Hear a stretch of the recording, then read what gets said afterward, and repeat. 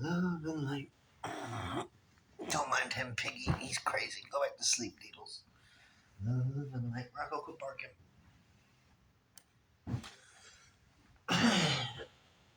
Love and light. Love and light. That's the sweetest puppet dog in the whole wide world. Hey, y'all. We're back. We're going to continue reading on where we left off. Page 418, line 107. And we're in Book 6, the Book of Fate, Canto 1, the Word of Fate. Even as he sang, and rapture stole through earth time, and caught the heavens, came with a call of hooves, as of her swift heart hastening, Savitri, her radiant tread glimmered across the floor. Line 111 reads, a happy wonder in her fathomless gaze. Changed by the halo of her love she came, her eyes rich with a shining mist of joy. As one who comes from a heavenly embassy, discharging the proud mission of her heart, one carrying the sanction of the gods to her love and its luminous eternity, she stood before her mighty Father's throne, and eager for beauty on discovered earth, transformed and new in her heart's miracle light, saw like a rose of marvel, worshipping a fire-tinged sweetness of the Son of Heaven, S-O-N. He flung on her his vast immortal look, his inner gaze surrounded her with its light, and raining back knowledge from his immortal lips, he cried to her, who is this that comes, the bride, the flame born, and round her illumined head pouring their lights, her hymnal pomps move flashing about her, from what green glimmer of glades retreating into dewy silences, or half-seen verge of waters moon betrayed, bring'st thou this glory of enchanted eyes? Earth has gold-hued expanses, shadowy hills that cow their dreaming phantom heads in night, and guarded in a claustral joy of woods, screened banks sink down into felicity, seized by the curved incessant yearning hands, and ripple passion of the upgazing stream, amid cool-lipped murmurs of its pure embrace. They lose their souls on beds of trembling reeds, and all these are mysterious presences, in which some spirit's immortal bliss is felt, and they betray the earth-born heart to joy. There hast thou paused the marveling-born eyes, unknown, or heard a voice that forced thy life to strain its rapture through thy listening soul. Or if my thought could trust this shimmering gaze, it would say thou hast not drunk from an earthly cup, but stepping through azure curtains of the noon, thou wast surrounded on a magic verge, in brighter countries than man's eye can bear, assailed by trooping voices of delight, as seized mid a sunlight glamour of the boughs, in fairy woods led down the gleaming slopes of Gandhamadan, where the apsaras roam. The limbs have shared the sports which none has seen, and in God haunts thy human footsteps strayed. The mortal bosom quivered with God's speech, and thy soul answered to a word unknown. What feet of gods, what ravishing flutes of heaven have thrilled high melodies round from near and far, approaching through the soft and reveling air, which still surprise thou hearest. They have fed thy silence on some red, strange, ecstatized fruit. Ecstatized. And thou hast trod the dim moon peaks of bliss, reveal, O winged with light, whence thou hast flown, hastening bright-hued through the green tangled earth, the body rhythmical with the spring bird's call. The empty roses of thy hands are filled only with their own beauty and the thrill of a remembered clasp, and in thee glows a heavenly jar, thy firm, deep, honeyed heart new brimming with a sweet and nectarous wine, thou hast not spoken with the kings of pain. Life's perilous music rings yet to thy ear, far melodied, rapid and grand, a centaur's song of soft as water plashing mid the hills, or mighty as a great chant of many winds. Moon bright, thou livest in thy inner bliss. Thou comest like a silver deer through groves of coral flowers and buds of glowing dreams, or fleest like a wind goddess through the leaves, or roam'st a ruby-eyed and snow-winged dove flitting through thickets of thy pure desires, in the unwounded beauty of thy soul. These things are only images to thy earth, but truest truth of that which in thee sleeps, for such is thy spirit, a sister of the gods. Thy earthly body lovely to the eyes, and thou art kin and joy to heaven's sons. O thou who hast come to this great perilous world, now only seen through the splendor of thy dreams, where hardly love and beauty can live safe, thyself a being dangerously great, a soul alone in a golden house of thought, has lived walled in by the safety of thy dreams, on heights of happiness, leaving doom asleep. Who hunts unseen the unconscious lives of men? If thy heart could live locked in the ideal's gold, as high as happy mighty thy waking be, if for all time doom could be left asleep. Excuse me. He spoke but held his knowledge back from words, as a cloud plays with lightning's vivid laugh, but still holds back the thunder in its heart. Only he let bright images escape. His speech like glimmering music veiled his thoughts. As a wind flatters the bright summer air, pitiful to mortals, only to them it spoke, of living beauty and of present bliss. He hid his all-knowing mind the rest. To those who hearkened to his celestial voice, the veiled heaven's pity throws on future pain. The immortal sanction seemed of endless joy, but Aswapati answered to the seer. His listening mind had marked the dubious close. An ominous shadow felt behind the words, but calm like one who ever sits facing fate. Here amid the dangerous contours of earth life, he answered covert thought with guarded speech. O deathless sage, who knowest all things here, if I could read by the ray of my own wish, thou the carved shield of symbols, images, which thou hast thrown before thy heavenly mind, I might see the steps of a young godlike life, happily being luminous-eyed on earth, between the unknowable and the unseen, born on the borders of two wonder worlds. It flames out symbols of the infinite and lives in a great light of inner suns, for it has read and broken the wizard's seals. It has drunk the immortal's wells of joy. It has looked across the jewel bars of heaven. It has entered the aspiring secrecy. It sees beyond terrestrial common things. It communes with the powers that build the worlds, till through the shining gates and mystic streets of the city of lapis, lazuli, and pearl. Ooh, can I get a hello? One more time for those in the back. Line 235. I don't know, 234.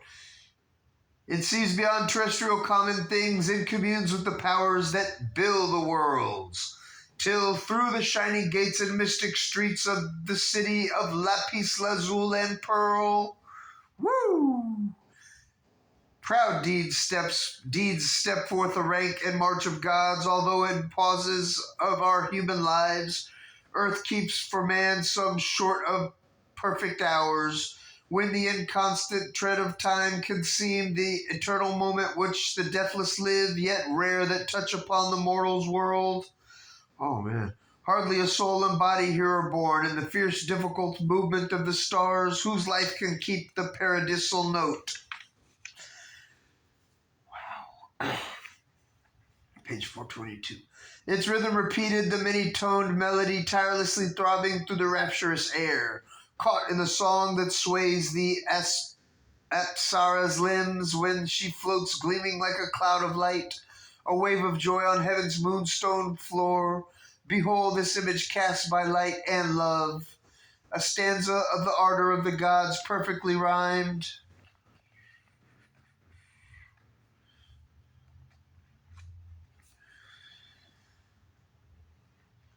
Perfectly rhymed, a pillar. Come on, puppy dog. Come here, Diddles. Oh, not the sweetest dog ever. Perfectly rhymed, a pillared ripple of gold. Her body like a brimmed pitcher of delight, shaped in a splendor of golden colored bronze, as if to seize earth's truth of hidden bliss. Dream-made illumined mirrors are her eyes, draped subtly in a slumberous fringe. Damn my puppy dog.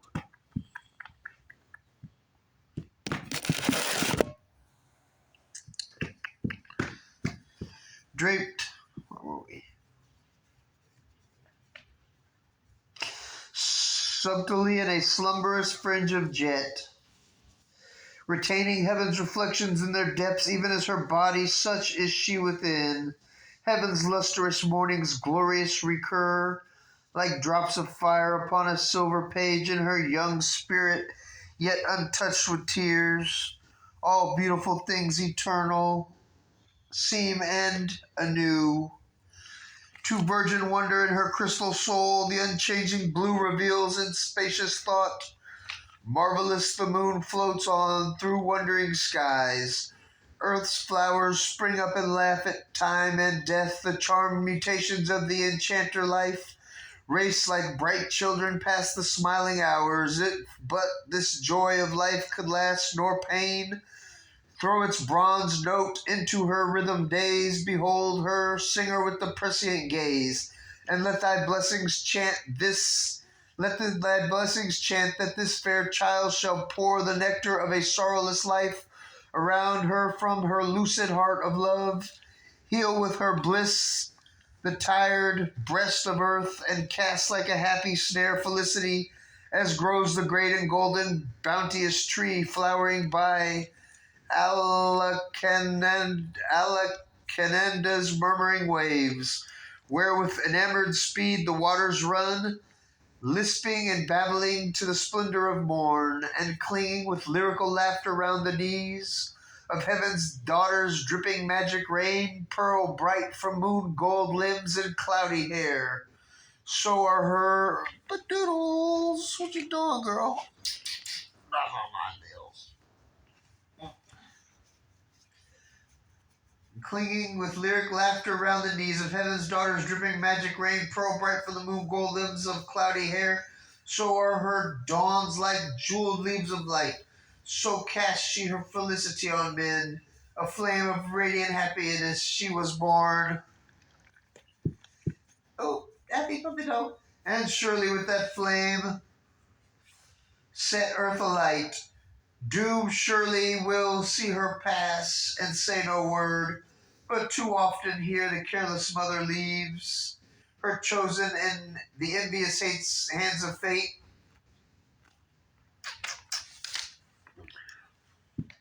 That's my girly girl.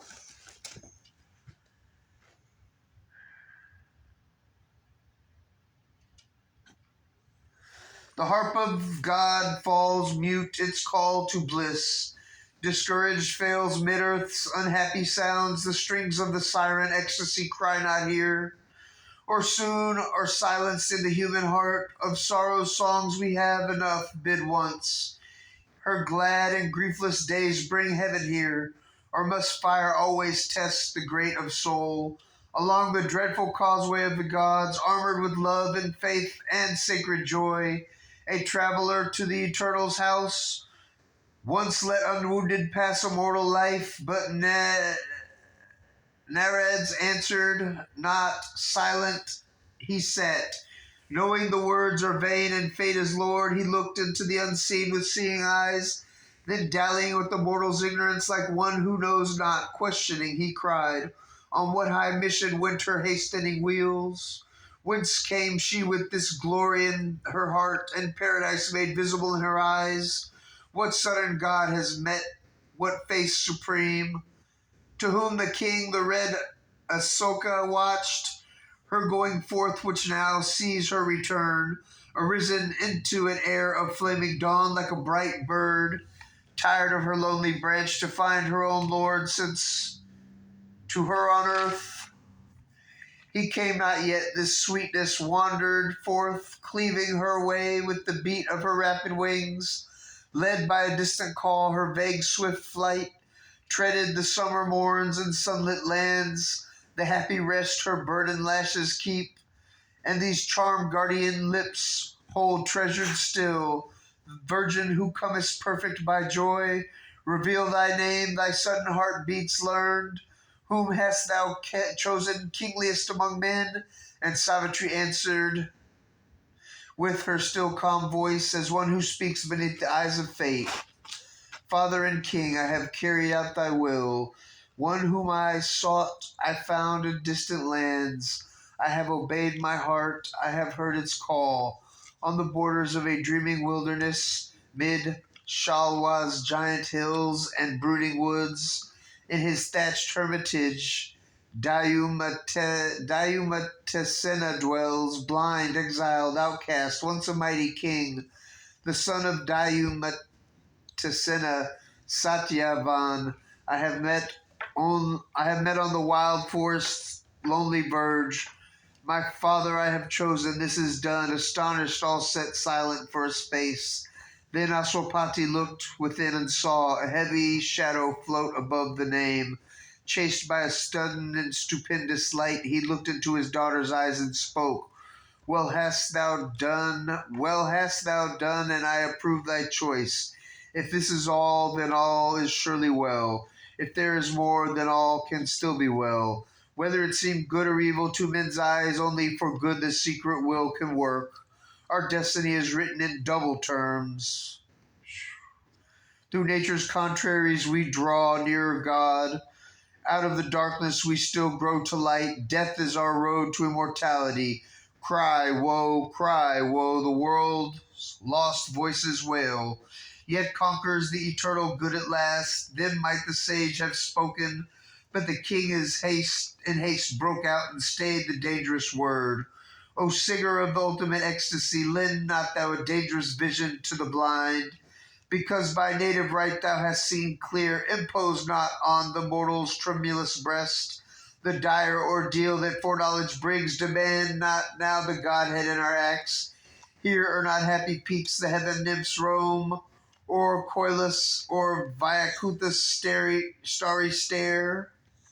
Abrupt jagged hills only the mighty climb, and here where few dare to even think to rise, far voices call down from dizzy rocks. Chill, slippery, precipitous are the paths, too hard the gods are with man's fragile race. In their large heavens they dwell exempt from fate, and they forget the wounded feet of man, his limbs that faint beneath the whips of grief, his heart that hears the tread of time and death. The future road is hid from mortal sight. He moves towards a veiled and secret face. To light one step in front is all his hope, and only for a little strength he asks, to meet the riddle of his shrouded fate, awaited by a vague and half-seen force. Aware of danger to his uncertain hours, he guards his flickering yearnings from her breath. He feels not when the dreadful fingers close around him with the grasp none can elude. If thou canst loose her grip, then only speak. Perhaps from the iron snare there is escape. Our minds perhaps deceive us with its words, and gives the name of doom to our own choice. Perhaps the blindness of our will is fate. He said the Narad, answered not the king. But now the queen, alarmed, lifted her voice. O seer, thy bright arrival has been timed to this high moment of happy fate.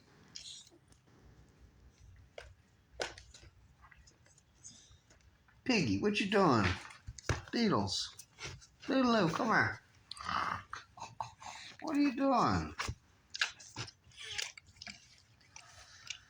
To this high moment of happy life, let Then let the speech begin of griefless fears. Ooh, I'll start this page over. But now the queen, alarmed, lifted her voice. O seer, thy bright arrivals has been timed to this high moment of a happy life. Then let the speech benign of griefless fears confirms this blithe conjunction of two stars, and sanction joy with thy celestial voice. Here drag not in the peril of thy thoughts. Let not our words create the doom they fear. Here is no cause for dread, no chance for grief. To raise her ominous head and stare at love, a single spirit. Biggie do. Leave that here alone. A single spirit and a multitude. Happy is Satyavan mid earthly men, whom Savitri has chosen for her mate. And fortunate the forest hermitage, where leaving her palace and riches and a throne, my Savitri will dwell and bring in heaven. Then let thy blessings put the immortal seal on these bright lives' unstained felicity, pushing the ominous shadow from their days. Too heavy falls a shadow on man's heart. It dares not be too happy upon earth. It dreads the blow, dogging too vivid joys. A lash unseen in fate's extended hand, a dagger lurking in fortune's proud extremes. But doodles. And irony in life's indulgent smile, and trembles at the laughter of the gods, or if crouches unseen a panther doom.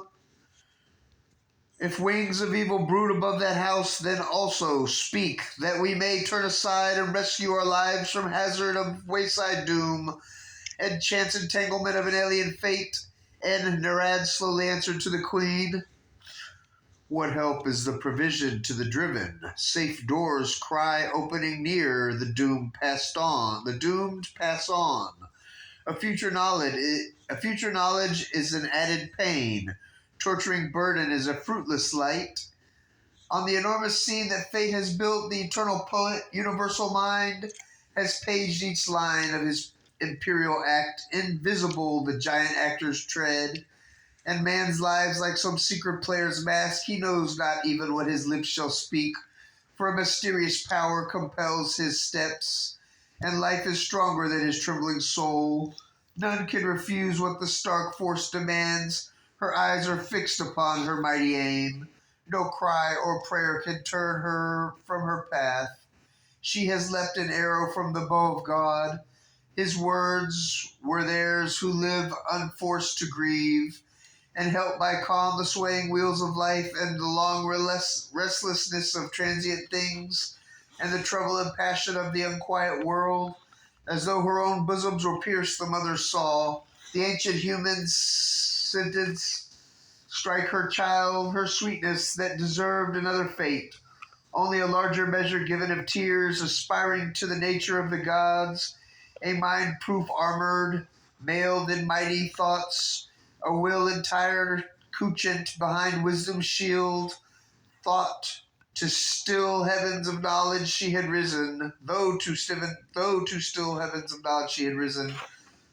Though calm and wise and Aswapati's queen, human was she still, and opened her doors to grief. The stony-eyed injustice she accused of the marble godhead of inflexible law, nor sought the strength extreme adversity brings to lives that stand erect and front the world power. Her heart appealed against the impartial judge, taxed with perversity, the imperishable one. Her tranquil spirit she called not to her aid, but as common man beneath his load grows faint. Pinky Doodles, you stop that. Leave that pussy alone. Grows faint and breathes his pain in ignorant words. So now she arraigned the world's impassive will.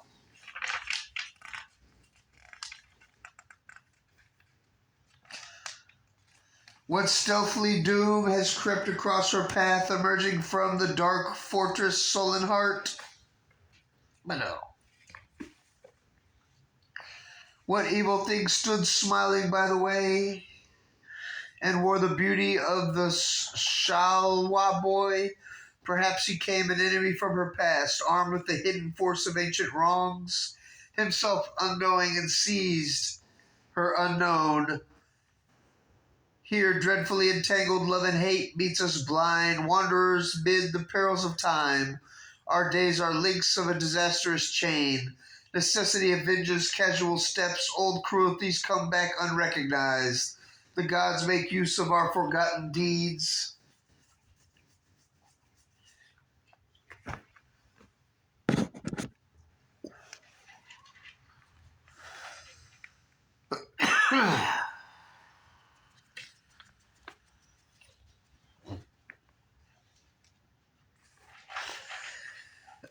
What stealthy doom has crept across her path, emerging from the dark forest? Sullen heart, what evil thing stood smiling by the way, and wore the beauty of the Shalwa boy? Perhaps he came an enemy from her past.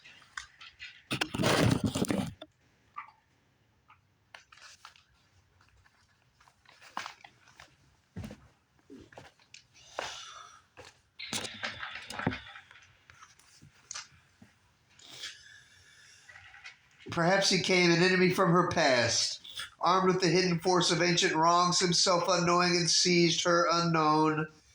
Here, dreadfully entangled love and hate meet us blind wanderers mid the perils of time. Our days are links of a disastrous chain. Necessity avenges casual steps. Old cruelties come back unrecognized. The gods make use of our forgotten deeds. Yet all in vain the bitter law was made. Our own minds are the justicers of doom. For nothing have we learned, but still repeat our stark misuse of self and others' souls. There are dire alchemies of the human heart, and fallen from his ethereal element, love darkens to the spirit of nether gods. The dreadful angel, angry with his joys, woundingly sweet, he cannot yet forego. Is pitiless to the soul, his gaze disarmed. He visits with his own pangs his quivering prey, forcing us to cling, enamored to his grip, as if in love with our own agony. This is one poignant misery in the world, and grief has other lassos for our life. Other sympathies become our torturers. Strength have I my own punishment to bear, knowing it just, but on this earth perplexed, smitten in the sorrow of scourged and helpless things. Often it faints to meet others' suffering eyes. We are not as the gods who know not grief and look impassive on a suffering world. Calm they gaze down on the little human scene, and the short-lived passion crossing mortal hearts. An ancient tale of woe cannot move us still. We keep the ache of breasts that breathe no more. We are shaken by a sight of human pain, and share the miseries that others feel. Ours not the passionless lids that cannot age. Too hard for us in heaven's indifferences. Our own tragedies are not enough for us. Our pathos and all sufferings we make ours. We have sorrow for a greatness passed away, and feel the touch of tears in mortal things. Even a stranger's anguish rends my heart. Yeah, we're all one. And this, O Narad, is my well-loved child. Hide not from us our doom, if doom is ours. This is the worst, an unknown face of fate. Our terror ominous, mute, felt more than seen. Behind our seat by day, our couch by night. A fate lurking in the shadow of our hearts. The anguish of the unseen that waits to strike. To know is best, however hard to bear. Then cried the sage, piercing the mother's heart, forcing the steel of will of Savitri. His words set free the spring of cosmic fate. The great gods use the pain of human hearts as a sharp axe to hew their cosmic road. They squander lavishly men's blood and tears for a moment's purpose in their fateful work. The cosmic nature's balance is not ours, nor the mystic measure of her need and use. A single word lets loose vast agencies. A casual act determines the world's fate, so now he set free destiny in that hour. The truth that has claimed I give to thee, the truth, a marvel of the meeting,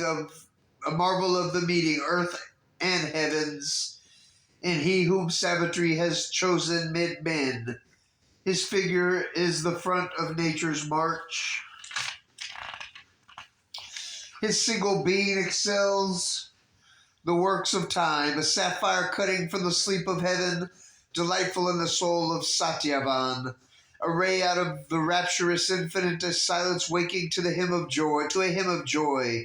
A divinity and kingliness gird his brow. His eyes kept a memory from a world of bliss as brilliant as a lonely moon in heaven, gentle like the sweet bud that spring desires, pure like a stream that kisses silent banks.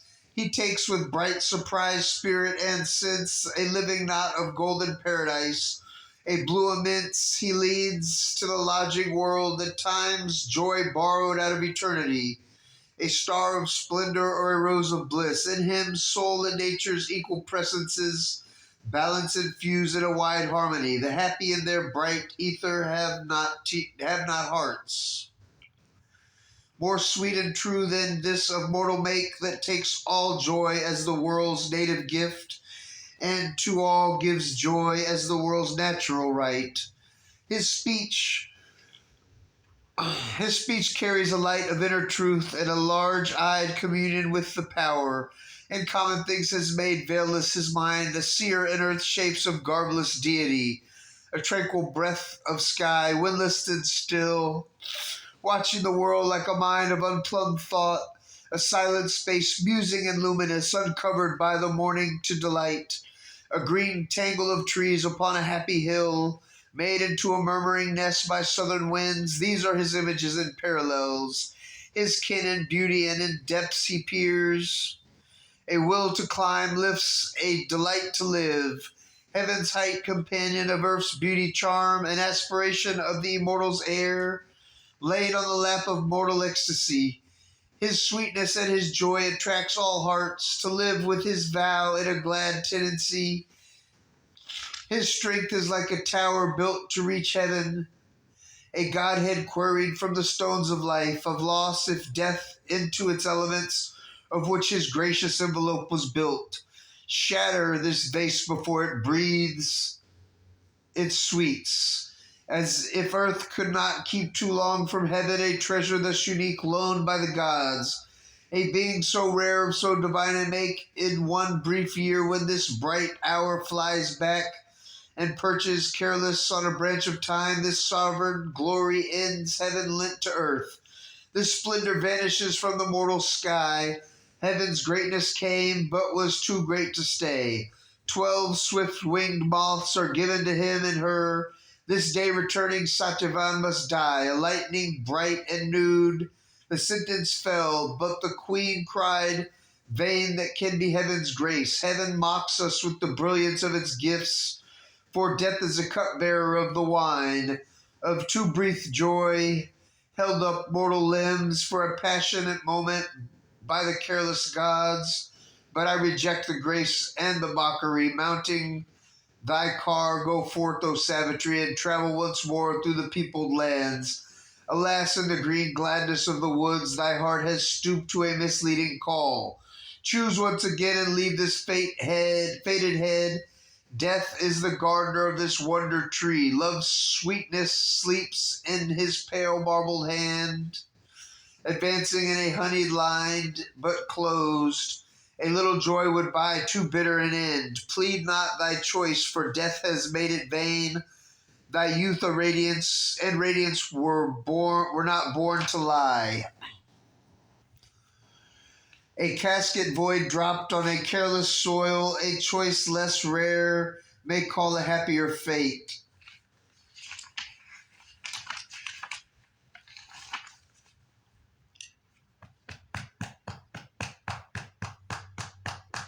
I'm going to go ahead and take a break at page 432. The word of fate. because this is about to end anyways. We'll be right back. Hit that like and subscribe button if you haven't already. Victory to the divine light. Love always wins. Ain't that right, Piggy Doodles? Doodles! I love y'all.